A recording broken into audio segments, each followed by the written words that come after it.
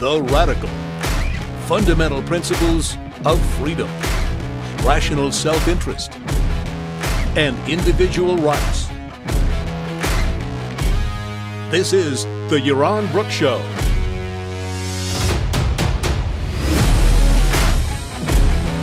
All right, everybody. Thank you for joining me today. Welcome. Hope you're having a great weekend. And let's see. We have a pretty full program today. So, two topics I want to talk about today. One is just the utter failure of the administration with regard to coronavirus testing. We'll talk a little bit about that. I've got a number of interesting stories about this that I've seen. And then I want to talk about Jack Welch. I promised yesterday that we will talk about one of the great CEOs of certainly of the last 50, 70 years since the Great Depression, one of the great American CEOs of all time, and I want to talk about him in the second half of the show. But let's start off with this. I think what's going to go down as a major fiasco, which has a fiasco that has dire consequences in terms of human life, which is the fact that in the United States right now, there is a significant shortage of testing equipment for the coronavirus. That is, very few people have already been tested. Very, very few people have been tested. Particularly when you consider that in South Korea they have drive-through testing. Tens of thousands of people are being people being tested a day for the coronavirus. And in the United States, the total number of tests as of a few days ago was like 1,200 people. The testing kits that were first distributed by the CDC, the Center for Disease Control, were flawed, did not work properly, gave false positives. The tests had to be sent to the CDC to be verified, and many of the results were reversed. So the actual tests that the U.S. agency responsible for all this, the U.S. government agency, the CDC, released were flawed tests. And they were manufactured by the U.S., by us. Indeed, the United States turned down the use of testing equipment produced by the WHO, the World Health Organization, and the World Health Organization, which had released tests being used in China and in South Korea and in Italy and in other places around the world. The U.S. administration, the Trump administration, turned those tests down, refused to use the WHO tests and insisted on developing tests themselves, developing tests at the CDC, at the Center for Disease Control, tests that turned out to be flawed and turned out to be problematic. So what you have here is an example of centralized power, of centralized authority, of central planning, in this case in the Center of Disease Control. Center of Disease Control, by the way, is a function of government that I think is legitimate and should exist. But the real difference here is that the center, that here in this case, the test kits do not have to be produced, do not have to be designed, should not have to be approved by the CDC. Indeed, these kits should be out for competitive bid among private companies, and labs should be able to test independently.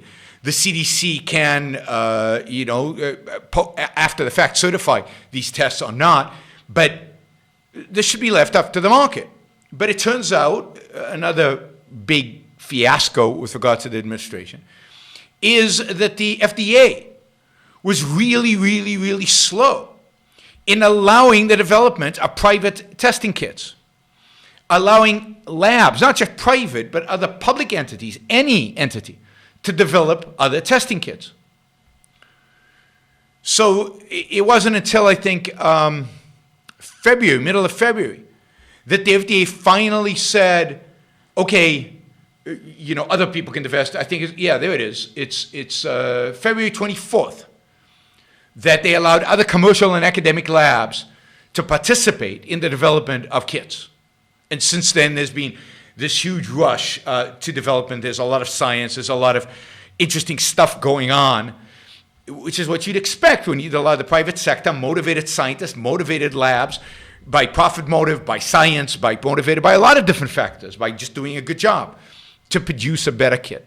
But no, as long as you leave it centralized, as long as you leave it controlled, we don't want a WHO because we don't trust international organizations. We want, I mean, my guess is the Trump administration, this is just a guess, that the Trump administration rejected the World Health Organization kit is because it wasn't made in America. So we made one in America and it was flawed and it set us back in terms of diagnosing this dramatically.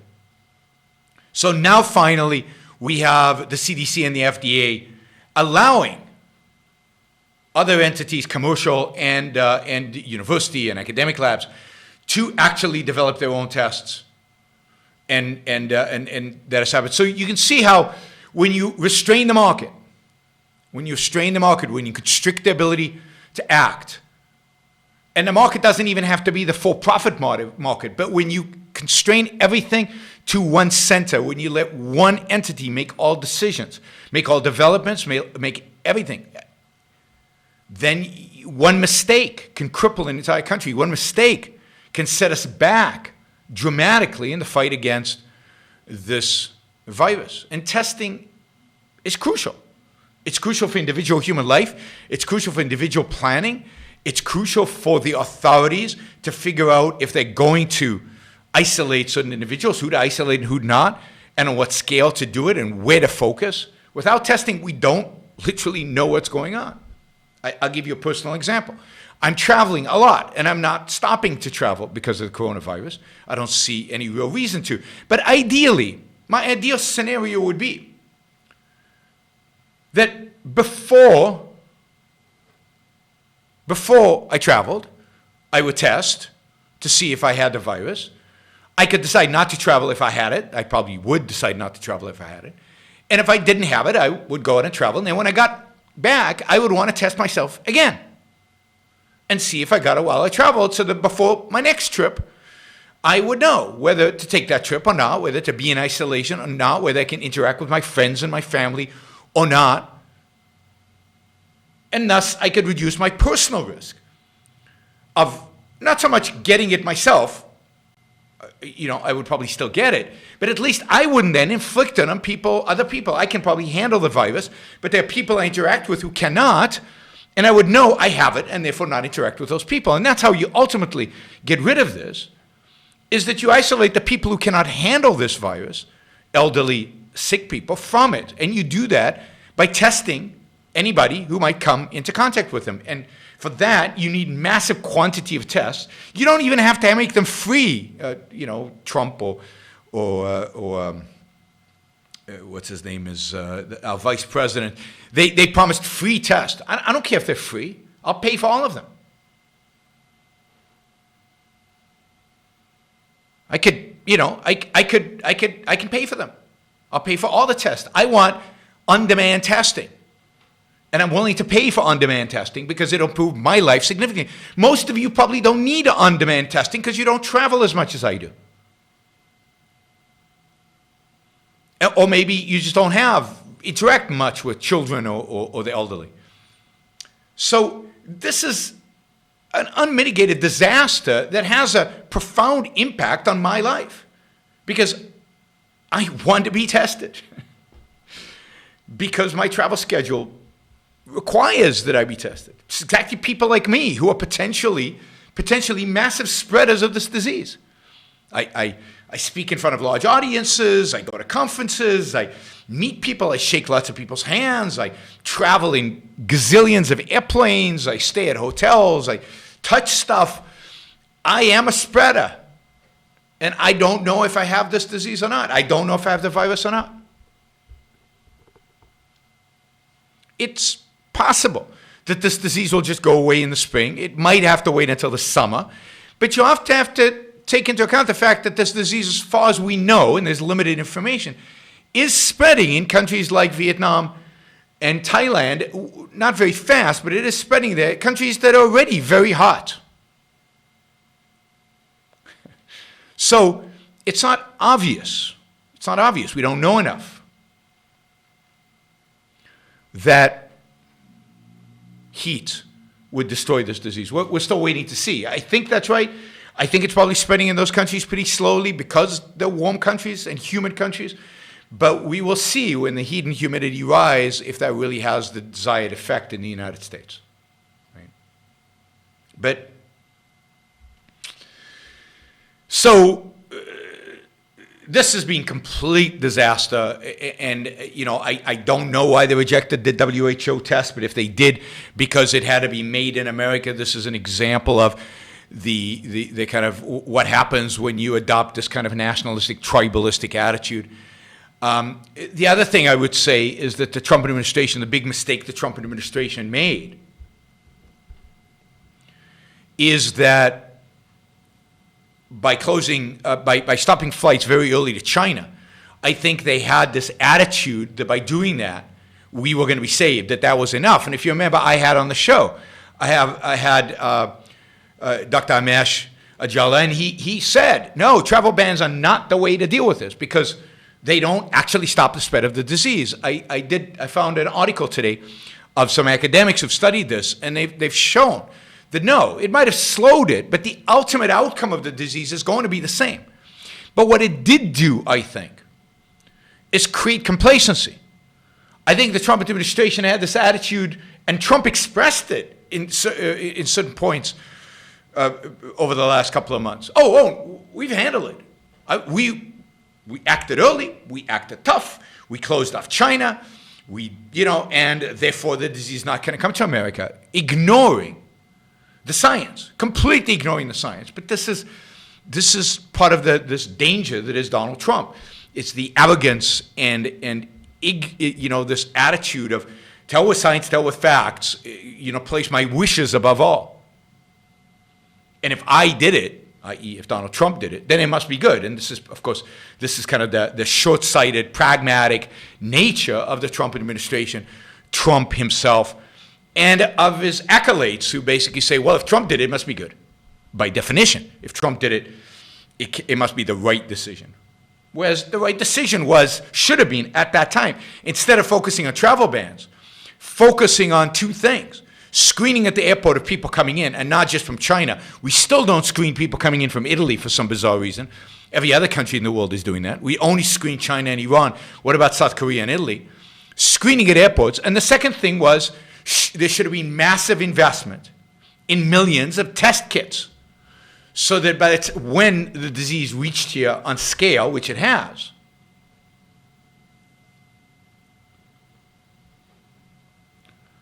then we would have been ready, prepared. People could have been tested. People could have known if they had it, didn't have it, how they should behave, what they should do, where they should go, and all of that. But again, none of that was done.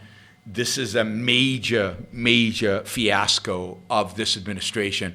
It's not clear why it wasn't done. There was plenty of time. We're talking about a disease that it took its time to get here, maybe because of the travel bans, and yet the time was not used in order to prepare the various government agencies, to prepare the scientific community, to prepare biotech companies and labs that could produce these tests, wasn't used to prepare everybody for this. And this is exactly what happens when you have centralized power, when everybody waits for one government agency to act, when the FDA and the CDC control everything themselves, and when you have somebody at the top who refuses to acknowledge the importance of science and of markets and competition. Henry is just writing in the chat that he just heard in Luxembourg that docs refuse to do the test because they need government approval for the testing. And that's in Luxembourg, a small country where you'd think these things could have been ironed out. Why do we need government's approval to get tested? I pay a lot of money for a concierge doctor here in Puerto Rico. I would love to be able to go to the concierge doctor every time I come back from a trip and get tested, and to see if I picked it up or not. Again, I'm less worried about myself. I'm healthy. I consider myself still pretty young, although statistically I'm probably not that young. But I'm healthy. I think I probably deal with it. But I expose myself to people who are not that healthy, who I worry about. And I wouldn't do that. I put myself in isolation in a sense if I knew I had it, but I don't. So testing is crucial to the extent you have any say in this, any way to express your voice. Try to get our government to loosen the reins, to get the reins off, to unshackle the industry. And this brings us, of course, to the second issue, which is, a vaccine. There are at least 3 companies in the world that I know of, one in the US, one in England, and one in Israel, who are, far along in developing a vaccine. They might even have a vaccine. And yet, they are saying that because of regulations, because of the FDA, it's going to take a year to a year and a half to get that vaccine to the public. Really? Really? Why can't we just do testing on these vaccines that make sure that they don't have harm? That they don't do harm, that they don't make things worse. And then the worst case scenario by giving it to people is that they're no better off, but they won't be worse off. I am not a scientist, but I am convinced it wouldn't take a year to figure out that these vaccines are not going to do any harm. You could do animal testing quickly, you can do some basic human testing, and you can run with it. But no, we're going to go through the whole FDA process. We're going to load them up with as many costs, with as many problems, with as many procedures, with as many as much bureaucracy and file forming and legal stuff that is possible. And it's going to take a year to year and a half. And thousands of people will die in the meantime, and we won't have a vaccine. I mean, even if the vaccine is, Christopher says, spring, even if it is heat and humidity, and again, not clear that it is, there's no absolute evidence it is, we're all hoping that that's the case, then the virus will just come back. It sits dormant. It will come back next season. And that's less than a year from now. That is the fall. As soon as it gets cold, the virus will come back. The virus will now become one of the viruses that we're going to be inflicted with on a regular basis. We need a vaccine. So, anyway,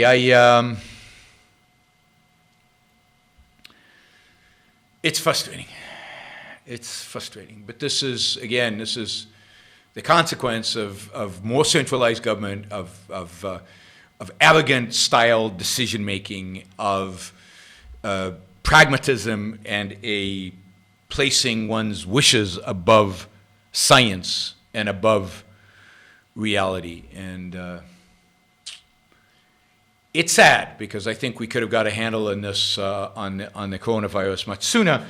And again, I think that the best remedy for coronavirus is to test and to leave people alone. I'm not sure all these cancellations and all this hysteria and all this panic and all this is justified. And if we were testing, we could much better control this and isolate the people that need isolating, and not have these draconian things. I don't know. I don't know if you saw Trump's press conference for the CDC yesterday, but I don't know. It's just the idea that this man is president of the United States is just so shocking. I mean, he called the governor of Washington State a snake, because the governor of Washington State justifiably was critical of the federal government's response to the crisis. A snake. This is the president of the United States. What does that mean in terms of where this country is heading? Not in a good place. All right, let's switch topics significantly. Wait a second, there's a question here that might... No, there isn't. And I want to talk about Jack Welch. the former CEO of General Electric, who died. Many of you might be too young to even know who Jack Welch was, I guess he's dead. But he was the CEO of General Electric. I would argue one of the great CEOs of the 20th century, one of the top 5 to 10 CEOs of the 20th century, a man who really revitalized American industry, American business in the 1980s and 90s, together with people like Michael Milken and a host of hostile takeover artists in that era, reshaped American business, reshaped American economy in dramatic and important ways, represented a new generation of CEO and a new generation, a new attitude towards business in America that I think made us a richer, healthier, more productive, dramatically more productive economy. He got the name of Neutron Jack in the early days. Neutron bombs, for those of you who don't know, neutron bombs, you drop them, they kill the people, but they leave the buildings. They leave the buildings. A very useful bomb if you're going to bomb, I don't know, places where you don't want to destroy the place, but you don't want to get rid of the people in the place. Then a neutron bomb is the way to go. Jack was called Neutron Jack in his early days because he fired so many people, kept the assets but fired people. We'll get to that. We'll get to that in a little while talking about what he actually did. Jack Welch died. I think he was 84 years old. He was already quite sick, quite weak for a few years leading up to that. But for years and years, I remember him going on TV. He'd go give lectures all over the world. He did leadership seminars. He was considered one of the great geniuses of management. One of the great. He's written a number of books. I recommend those books for aspiring managers. They are crucial books. And yet, one of the things that one noticed when he died was how many people said, well, there was one, Jack Welch inflicted great damage in corporate America. He focused too much on stock prices and he warped American culture completely. We'll talk about that. Others thought he was brutal, that he was not a nice guy. He was ruthless. And a CEO who maybe could have been successful in the 70s and 80s and 90s, but today in the hug a tree, don't offend, don't insult, don't say anything politically incorrect, he could not succeed. And the sad reality is that Jack Welch would not be a successful CEO in the world, in a PC, don't hurt my feelings world in which we live. But that is a sad statement about the world in which we live. A really sad statement about the world in which we live. Let's talk about what Jack Welch actually did. So he, as I said, he was the CEO of General Electric, and I want to put some context around what it means, what General Electric was, to some extent what it is, and why his achievement is so notable. Because I think he is one of a real handful of CEOs. Maybe there are only 2 of them that I know who've succeeded in one particular form of business management. So GE is a conglomerate. GE was a conglomerate and still is a conglomerate. What is a conglomerate? A conglomerate is basically, if you think about it, as a company that does many, many, many fundamentally different things. Things that are not necessarily related to one another at all. Build refrigerators, jet engines, nuclear power plants, do finance, and a variety of other things. So GE was a conglomerate, a business that did lots of different things, that bought up lots of different businesses. Now, the conglomerate form of business, and this is in contrast to very focused businesses, steel companies that do steel, big or small, but they do steel. Auto companies, they build automobiles. They don't do finance. They don't build refrigerators. They build automobiles.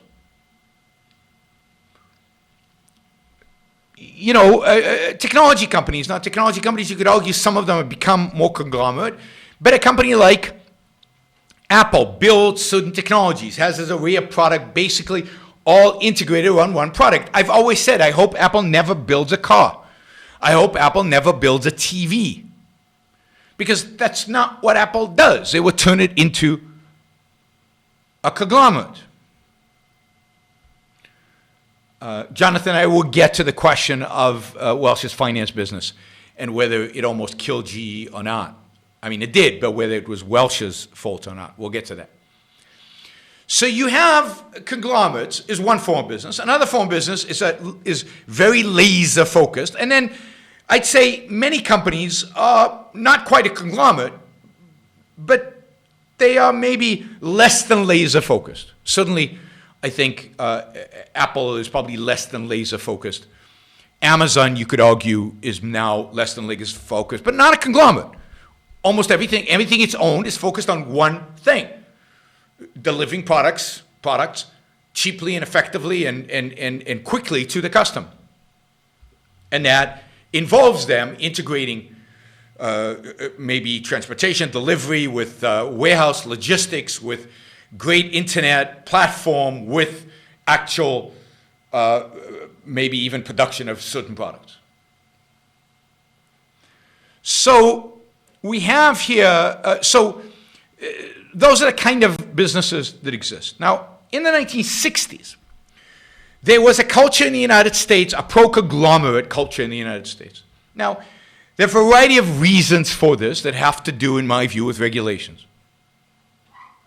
By the way, I'm not talking about Apple TV, the little box. I'm talking about a TV, which is basically a commodity, which I don't think Apple should produce. So in the 1960s, because of the way antitrust was enforced, antitrust looked at how much you dominated a particular industry. But if you expanded into other industries, it didn't count. Because of the way CEOs were compensated, in those days, CEOs were not compensated based on shareholder performance. CEOs were not compensated with stock options. CEOs were often compensated based on the size of the company or based on a sales number, a revenue number, which gave CEOs a massive incentive to grow companies to a large extent for the sake of growth. So, for a variety of reasons having to do with the incentives created for management because of lax, really, really bad corporate governance that was a remnant of the New Deal and the variety of the financial regulations that the New Deal imposed that basically created an environment in which managers were not compensated based on value creation, but were compensated based on sales or revenue. All as a consequence, by the way, of regulation, of controls, of limitations on what financial institutions could own. I could go on and on about this. I don't want to. I have a course called The History of the Corporation. A defense, I think, a defense of corporation. You can find it on my YouTube channel. I think it's just put Yaron Brook corporations, and you'll find it. I think it's a one and only kind of course. You won't find that content anywhere else. I mean, you could put it together from books and stuff, but it's unique, in which I talk about kind of the history of the corporation, kind of the distortions that regulations created in the governance structure of corporations, and why corporations were not run for the sake of maximizing shareholder wealth, why they were run for size. Anyway, the fact is that in the 1960s, American business conglomerated.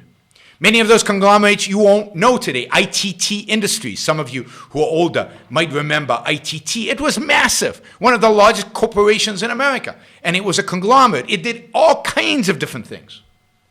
LTV. LTV was, again, one of the most famous, one of the biggest companies in the country. And it was a massive conglomerate built by one charismatic individual. And it did everything, all, from finance to manufacturing, but manufacturing lots of different things to everything, a little bit of everything. Let's see if I can find Esmark, I think was also a conglomerate. I'm just looking at a list but many of the Navista International, many of these companies, General Dynamics at the time, which was a defense contractor, but also a conglomerate, there were a bunch of them. Even companies that today are focused, in those days, were big conglomerates. And they dominated the Fortune 500. They were the biggest companies in the world. Biggest companies in the world. And it's not an accident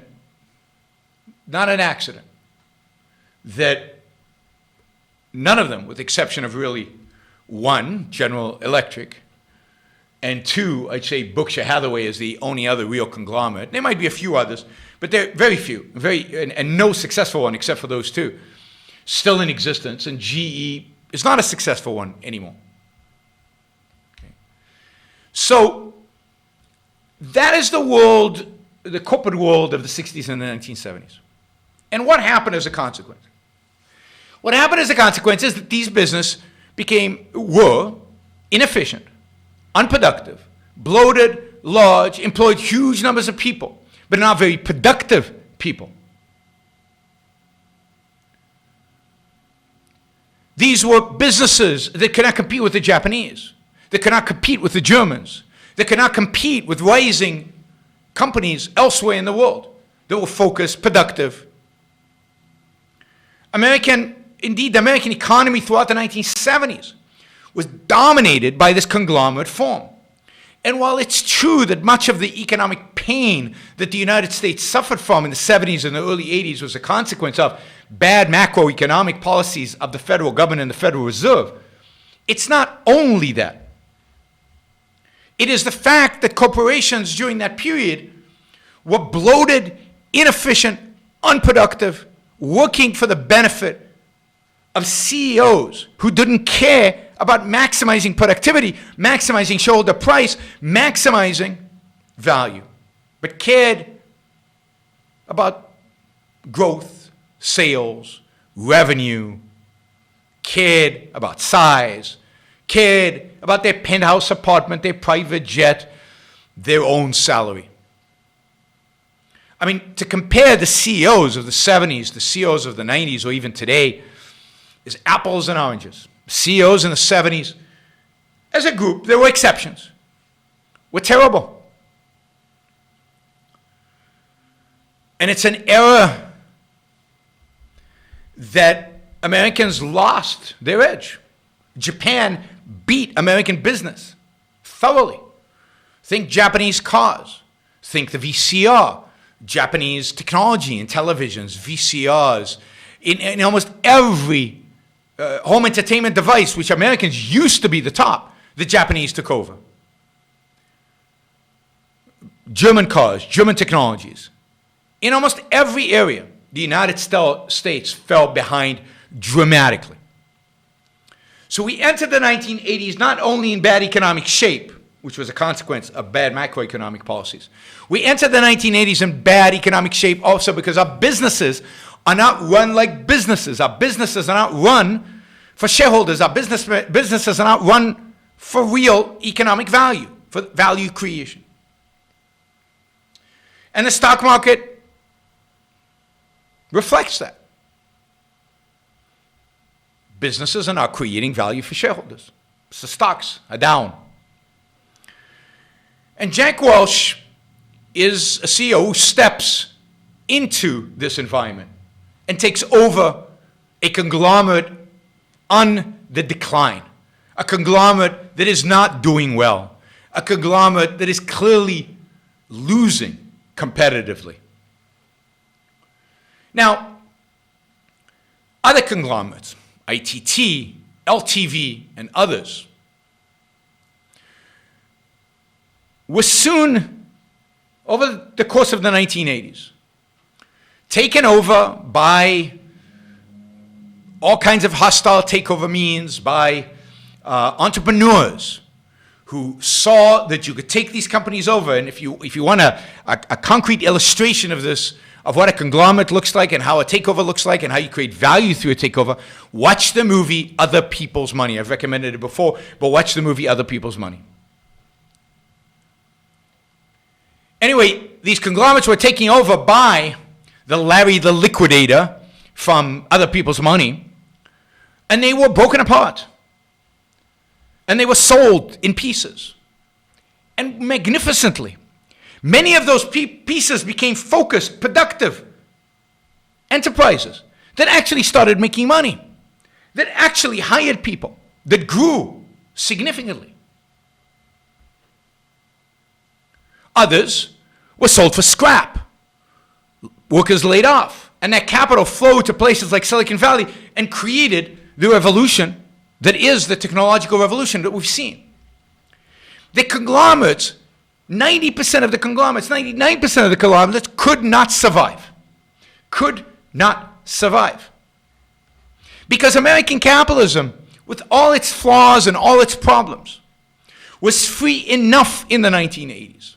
And government left it alone enough in the 1980s, and only in the 1980s and maybe beginning of the 90s. So that financial markets, led by Michael Milken, by Carl Icahn, and by many, many, many others, made it possible to completely restructure American business. Not only were the conglomerates broken up, but now CEOs were expected to maximize shareholder wealth. And they were incentivized to do that through this massive innovation called stock options, which again have been maligned, and now nobody gives stock options because they are horrible, because they exacerbate income inequality and they give managers an incentive to take risk. Yeah, exactly. A risk for the shareholders. Anyway, managers were given stock options, stocks. Suddenly managers had a motivation to grow the companies, not through growth for the sake of growth, but through growth through profit, through value creation. And American business suddenly became profitable, focused, and the best in the world. Within 10 years, the U.S. corporate environment was completely restructured, completely changed, and the U.S. economy became the envy of the world. When Bill Clinton became president, the economy did phenomenally well during the 8 years of his presidency. It wasn't because anything he had done. It was because of the breaking up of the conglomerate. It was because of stock options. It was because of Silicon Valley. It was because of the great businessmen and financiers of the 1980s that made all that possible. By the way, as they were demonized, as they were butchered in our legal system, as they were ridiculed in our movies and our books, as they were, described as the worst kind of villains in the media. One of my favorites was a guy named Chainsaw Al, who for years took over failed conglomerates, restructured them, chainsaw, because he cut the stuff that didn't make any sense. He cut the stuff that wasn't making any money. He cut the idle capital, the capital wasn't producing any value. Chainsaw Al got into trouble when instead of going in and restructuring and reorganizing companies, he decided he could actually run a company. His name was Al Dunlap. I think he also died not long ago. And Al decided at some point that he would actually run a company, and he wasn't good at it. He was good at restructuring, at breaking them up, at freeing up capital, at doing what Larry the Liquidator in other people's money does. And really, if you want to understand anything about corporate America, if you want to understand anything about corporate finance, watch that movie. It's so spot on. It is truly stunning. Anyway, Jack Welch took over a massive, inefficient, unproductive, huge conglomerate. And when he took it over, it was massive. It had $130 billion of revenue. And over his tenure, right? I'm sorry, it was not 130 billion in revenue. It was somewhere around $25 billion in revenue. And by the time he left, it was at $130 billion in revenue.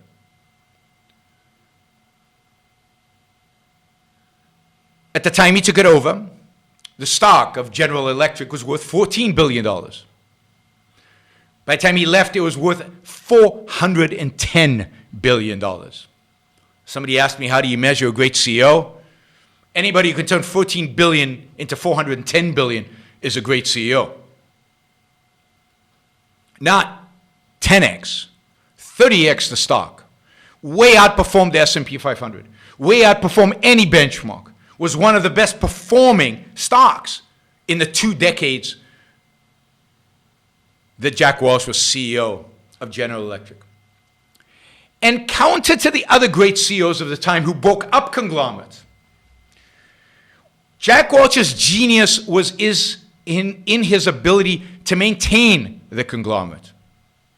I think, as we'll see, ultimately that hurt GE because there's only one Jack Welch and nobody else can do it. But Welch expanded the conglomerate, focused the conglomerate. He ran every division as a separate business, hired spectacular people to run those divisions. If they did not perform, if they were not 1 or number 2 in an industry, he sold them or shut them down. He would not tolerate mediocrity. He was an exceptional, demanding CEO. He is known, let me see if I can find this. Where is it? There it is. He is known for many leadership principles, but 3 that stood out. One is hire well. He said the number 1 job of a leader, the number 1 job of a senior manager is to hire people. 70% of your time should be dedicated to people decisions. And you better get them right.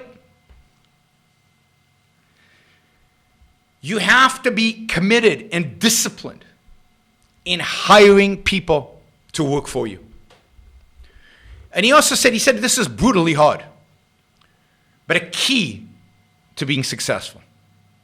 He says as a young manager, he had a hit rate of only 50%. But 30 years later, as CEO, he improved his hit rate in terms of selecting great people to work for him. He had a hit rate of 80%, 4 or 5, which is phenomenal. And he invested real thought, real energy, real focus in figuring out how to hire great people. He involved himself, even as CEO of a large conglomerate, in many hiring decisions that most CEOs would leave to their underlings. But he thought that hiring was so important that he was involved in many of these decisions. And he didn't just take exceptional talent and put them at the top, at the biggest divisions. He often took his best talent and sent them to India or to China to run relatively small divisions, relatively small presences that he believed could grow and be substantial, and to get their hands dirty, to give them experience. So when they came back, he could elevate them to the top jobs. Now, Jack Welch's probably biggest mistake he ever made as CEO was the choice of Jeff Immelt to succeed him. A choice that basically destroyed much of the value Jack created at General Electric. His hit rate was very high. So you would argue that the Jeff Immelt was in the 20% where he missed. Maybe, though, the most important hire he got wrong. And I'll talk about Jeff Immelt in a minute. He's the opposite character of Jack Welch. So hire well. 2, speak with candor. Be brutally and ruthlessly honest. Now, this was particularly emphasized in people who write about him in his dealing with employees. If you sucked, he told you sucked. And if you sucked, he wouldn't last very long. He believed you should rank all employees, the top 20%, the middle 70%, and the bottom 10. And every year you should fire the bottom 10. That didn't allow the bottom 10 to drag performance down. And it didn't, and he's got a beautiful passage here about why this was actually good for the bottom 10. Good for the people he fired. Because, people said, you're ruthless. And he said, no, I'm kind to these people. And here's what he said. What would happen if for years and years you don't tell someone that they're underperforming? Not giving them the chance to try to improve. Check whether they can do something else in the company, or alternatively, look for somewhere else. And then a recession comes, and you need to fire the person, older and unprepared, in a much tougher market. Which is crueler? But it's more than that.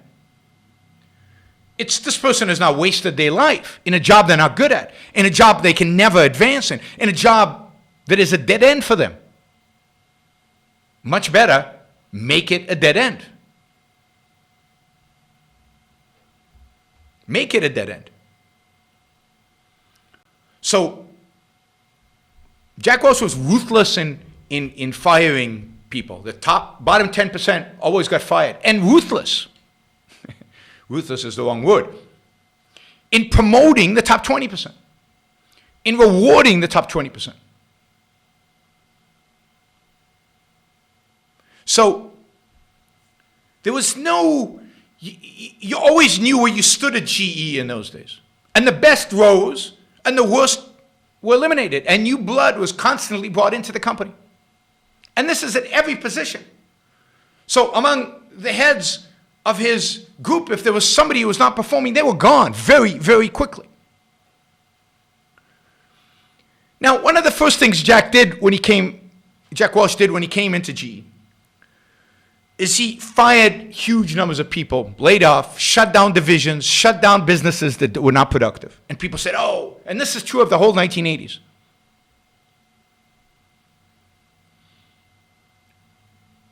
These businesses were shut down, and people said, oh, massive unemployment, people are being laid off, huge numbers of people are not going to find work. And yet what happened during this period? Unemployment went down all through the period. And of course the reason is that as you lay off unproductive labor and unproductive capital you sell off, that capital gets allocated to productive enterprise. And that productive enterprise hires the people you laid off. And if you look at Jack Welch's tenure at GE, he hired net tens of thousands of people. He started off laying a lot of people off. And he was ruthless about laying people off every single year. But because the business grew, because the business kept investing in more and more and more productive endeavors, it needed more and more and more people, and he hired more and more and more and more people.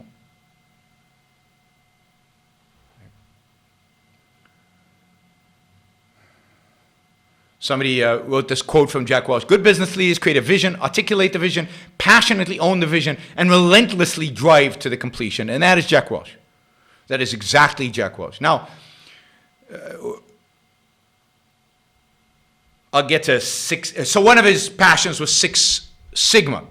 And I know a lot of very successful CEOs that swore by Six Sigma. And I'm not an expert on this, but Six Sigma is a methodology for optimizing production, for optimizing supply chains and production, and reducing errors, reducing the number of, if you're on an assembly line, reducing the number of stuff that gets discarded. Six Sigma was amazing at increasing productivity by reducing waste and reducing error, reducing mistakes. And Jack Welch, among many CEOs in the 80s, 90s, and 2000s, was manufacturing CEOs primarily, was hugely influenced by the whole Six Sigma. It's just a methodology, a methodology for production. And it was incredibly effective in increasing productivity and reducing waste, reducing mistakes, reducing error. And he drove the company for that. Finally, Jack was famous for being insatiably curious. Jack Welch was a real thinker. He was always asking questions. He always was expanding his vision, expanding his context, wanting to know new things. Always asking, thinking, asking, thinking, asking, thinking. He was a sponge when it came to information. You know, the people who sit back and, let you ask them questions, but are not engaged.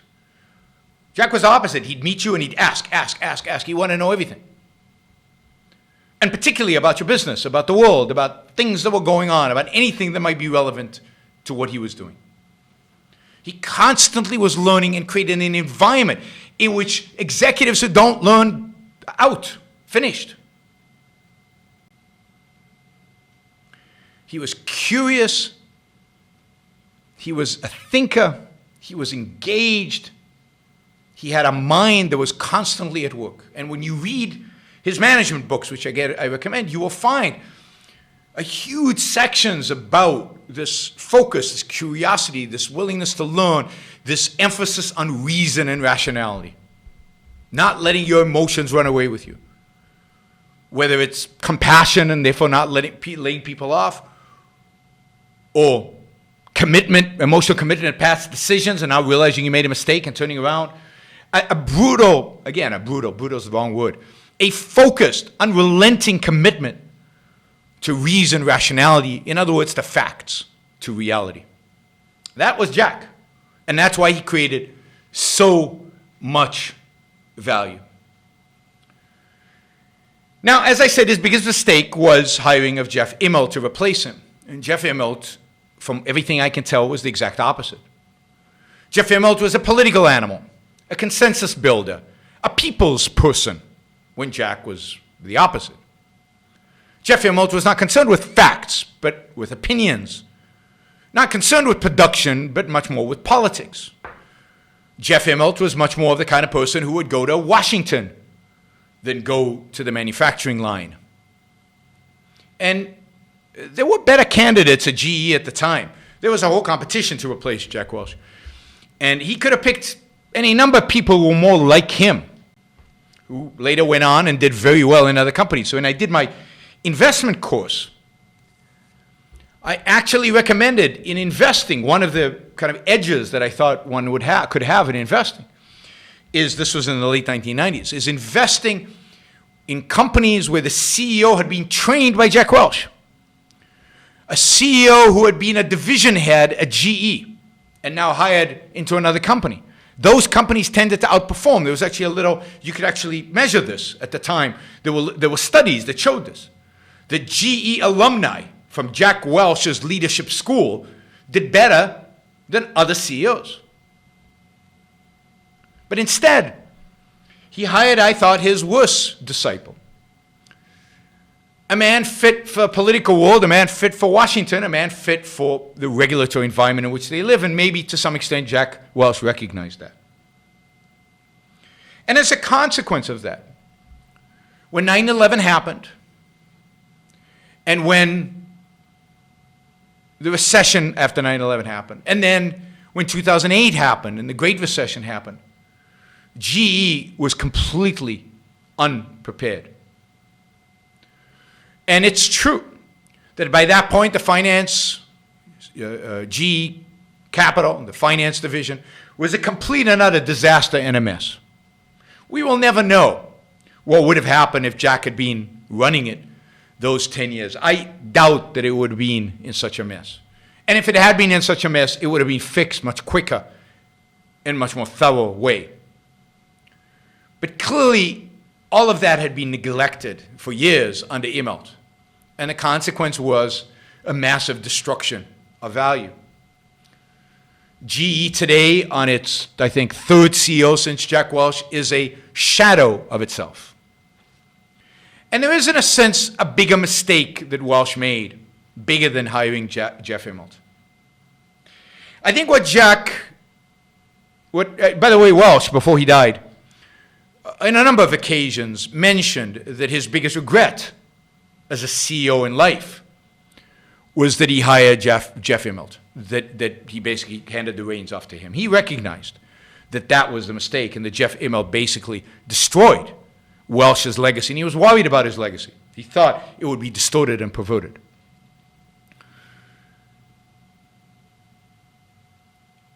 So since then, value is being destroyed en masse. But the real, I think, error that Welsh has made, and I think that Warren Buffett, who runs another conglomerate called Berkshire Hathaway, is going to make, is not, before you leave this earth, before you leave the job, dismantle the conglomerate. I think Jack Welch would have created even more economic wealth, even more shareholder value, if in the 3 to 5 years before he left GE, he started to sell it off. Turn GE Capital into a standalone company. Turn the refrigerator business, the appliance business into standalone company. The jet engine business into standalone company. What Jack did not realize is his unique genius. What he didn't realize is that it takes 1 in a million CEOs to be able to run a conglomerate. That while many CEOs could do a great job running a business, it takes an extraordinary genius to run multiple businesses effectively. So, if Jack had recognized the almost impossibility of running a conglomerate, if he'd had the right perspective on how good he was and how rare that skill really was, then I think he would have broken up GE before he left. And while I know Warren Buffett is not listening, that's what Warren Buffett should do before he dies to Berkshire Hathaway. If you want to maximize shareholder wealth, if you want to maintain the legacy of what you have created, sell the pieces off. Make them each independent. Give them a life of its own. Set up a leader for each one who can run the business well. Berkshire Hathaway, Warren Buffett is a unique genius. Not clear that the guy who comes after him is going to be the same. He has also an incredible partner. But it's not clear that the people who inherit the business from them are going to be able to do the same thing. So that is my advice, as if Warren Buffett needs my advice. That is my advice to Warren Buffett and my one regret about Jack Welch. So, Jack, rest in peace. You will be missed. More than you personally will be missed. There are, I think, the CEOs like you going from this world. The kind of CEOs where you know exactly where you stand with, who are not afraid to yell, who are not afraid to tell you the truth, who are not afraid to fire people en masse, who are not afraid to restructure, who are not afraid to tell others they're incompetent, who are ruthless about maximizing shareholder wealth. Today's CEOs, the CEO Roundtable announced that they're not going to focus on shareholder wealth. What they want to focus on is stakeholder capitalism. I promised to do a show just on that, and I still will. Today, the PC culture won't let you talk like that.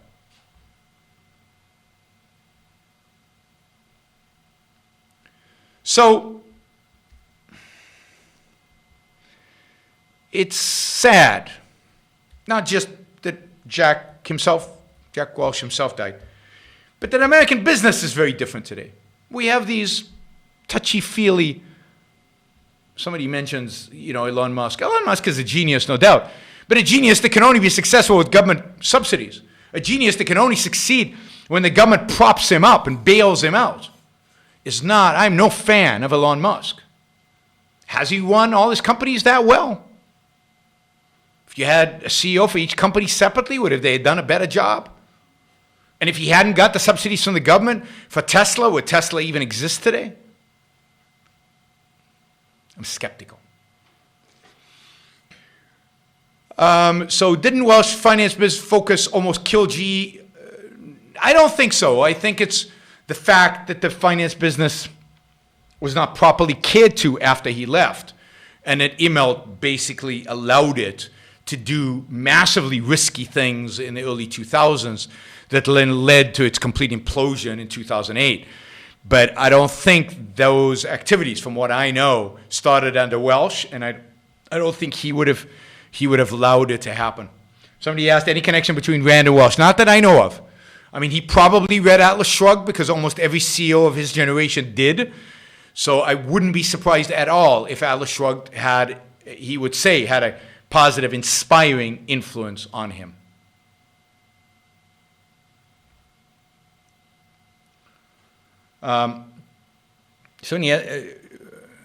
Okay, let's see. What are your metrics for judging a good CEO? Ultimately, stock performance relative to peers. So have you outperformed your industry? That's the only performance metric that matters. Have you outperformed your industry? So that's that. Let's see.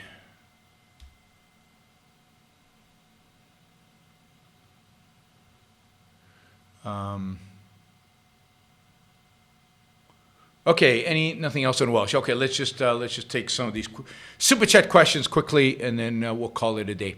I see parallels between critics mischaracterizing selfishness as short-sighted and how you describe pragmatism. Is pragmatism inherently short-sighted, though? Yes. I mean, again, that is the very essence of pragmatism. Go read William James. Go read Dewey.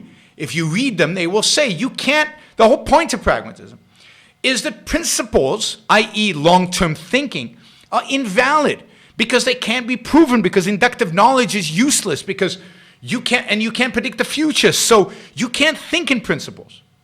Every case needs to be judged on its own merits and needs to be judged only in its impact that you can predict, which means short-term because you don't know what's going to happen in the long term.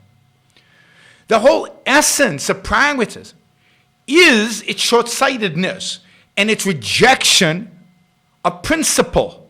And what is principle? Principle is a means. It is a cognitive tool to hold the long term. So lying. The consequence of lying are often long term. And they're varied, and they're complex, and they're not always obvious. But you can draw them out, you can show them on a case-by-case basis. A principle, though, tells you, once you've proven the lying is bad, I don't need to prove it every single time. I now know the long term, this is harmful to me, so I don't do it, ever. That's it. A pragmatist says, well, but you can't do that. Principles are meaningless. Maybe sometimes lying does work. So you need to, every single time, figure it out. And when you figure it out, don't think too hard about the future, because you don't know what's going to happen in the future. It might turn out differently. So focus in on what you do know, which is immediate consequences. That's the essence of pragmatism. That's literally what pragmatism means. There's some talks on pragmatism, very good talks on pragmatism by Tara Smith at the Ayn Rand Bookstore. They might even be on the Ayn Rand University, but certainly in the Ayn Rand Bookstore that you can get, that I highly recommend. Hey, Yaron, I started reading Terry Goodkind's fantasy series and was pleasantly surprised to learn he's an objectivist and themes from Atlas Shrugged and Anthem play into his novels. Have you read his books? I have. I read the entire, at least the first round of the entire Sword of Truth series. I think it was 11 books. I have to admit I enjoyed it. Book 6 is clearly heavily influenced by Atlas Shrugged. I mean, the story parallels their speeches. The speeches are clearly Ayn Rand influenced speeches. Later, he has cultures and societies and villains that are motivated by Immanuel Kant. And the influence from, I'd say, book 5 of his Sort of Truth series is obvious. Although, but I thought his first book is probably his best in the Sort of Truth series. But I very much enjoyed them, so I had a good time reading all 11 of them. I haven't read the later ones that he did, where he continued the story beyond the first 11 ones. I thought, but I enjoyed them. Yeah, so I for what it's worth, I'm not an expert on literature. I recommend them. How should an objectivist world patent works? How should in objectivist world patents work? I think basically the same way they work today. I'm not an expert on patents, but they should be registered. They should have a lifespan. They should expire at some point. And I think the patent system we have today is not bad. It probably was better in the past. I think it's become politicized and it's become weaker. But again, I'm not an expert. So one of these days we'll have Adam Massa from George Mason University to come on and speak about patents, because he is an expert. But generally, I think the patent system in the United States and in the West is pretty good. Why can't Israel start a mechanical and roadside repair organization and call it Magen David Sagol? It isn't fair to them. How come I get to have all? I have no idea what you're talking about, so sorry. That's just weird, unintelligible, gibberish. I guess that's what you would call it. All right.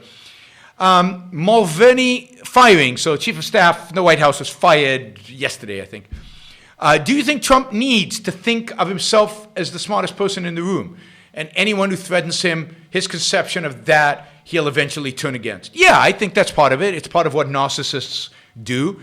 I don't think Trump wants to be surrounded by smart people. I don't think he wants to be surrounded by people who will challenge him or question him or because great thinkers, people like Jack Walsh, people like great generals, great presidents, great thinkers generally, want to be surrounded by smart people, want to be surrounded by people who push them, want to be surrounded by people who challenge them, want to be surrounded by people who tell them they're wrong, want to be surrounded by the best and the brightest. Trump is the opposite. Trump wants to be surrounded by yes men. But yes men to such a degree that I've never seen. I mean, Mulvaney was an incredible yes man. He's been in the administration over 3 years. He ran the CFPB for Donald Trump when the CFPB director left and Congress wouldn't approve Trump's nominees. So he put Mulvaney there for a while, and he was there, and he did that and ran the White House at the same time. He was committed to Trump throughout, and he messed up in the impeachment hearings. In an interview over impeachment, he said something like, well, of course, we stopped the weapon delivery to Ukraine because we wanted them to investigate the Biden, something like that, which is obvious that happened, right? And he said that, and of course the White House then, no, he didn't mean it. He was confused. He didn't mean it. And supposedly Trump wanted to fire him that day, and because it was impeachment season, he didn't, and he fired him today, kind of quietly on the side. But yeah, he wants yes men, and even the slightest breach over a not so important issue is intolerable to him. And yeah, he's absolutely a narcissist, and he's not effective. He's not effective. He's good at one thing, and that one thing is marketing. That is his strength, that he understands, that he knows how to do. And he knows how to market, and he's applied the marketing principles that he understands to politics in a way that I don't think anybody has in the past. And as a consequence, won the presidency and holds on to the Republican Party, because the Republican Party is even more pathetic than I ever thought it was. And has completely collapsed around Trump, completely collapsed.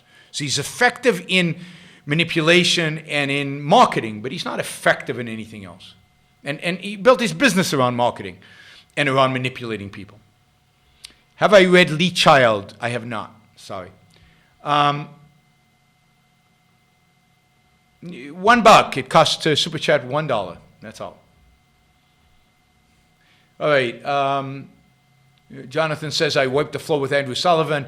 Thank you, Jonathan. I really appreciate that, particularly coming from you. So that is great. Yes, those of you who have not watched yet, my conversation, debate with Andrew Sullivan, I think you'll enjoy it, so I encourage you to do so. And please share it, get it out there. I think it has wide appeal. I think it's one of those debates that I don't know if would go viral, but at least could get a lot of attention, could get tens of thousands of views if people shared it and got it outside of just the circle of people who watch my stuff, but got it out beyond that. It is getting quite a bit of views on the Ayn Rand Institute website, and ultimately will also be released on the Clemson Institute website. So it is going to get a lot of play, but I'd like it to get play on my channel. So please go out there and share it as much as you can. If you want to make a comment, if you want to ask a question, the way to do it is through the Super Chat, not through the stream of the chat. I can't follow it. I can't read it. You need to highlight it. Plus, you show that you value my opinion by putting $1 or $2 next to, or 10 or 100 or 1,000 next to the actual question, so I can actually answer it. Somebody says, Stephanie says, Dems are pathetic. Yeah, as are Republicans. As workers, who should we work for today? I don't know. It depends on what field you're in. It depends on who you are. So, it depends on there are lots of good companies today. You got to do the research, but you got to first figure out what your field is, where your interests lie, and then go pick a company and try to get a job with a company that you admire within that field. I don't have general recommendations for places to work. All right, everybody. Thank you. I enjoyed this. Hopefully you did. Hopefully you learned something. Hopefully you benefited in some way. And you can show me that you benefited by either using the Super Chat feature to contribute some money to the cause, or by going on yaronbrookshow.com/support and making a contribution there, or at patreon.com/yaronbrookshow, or at subscribestar.com/yaronbrookshow. You can support the show on any of those platforms. Thank you all for listening. I will talk to you soon. Bye.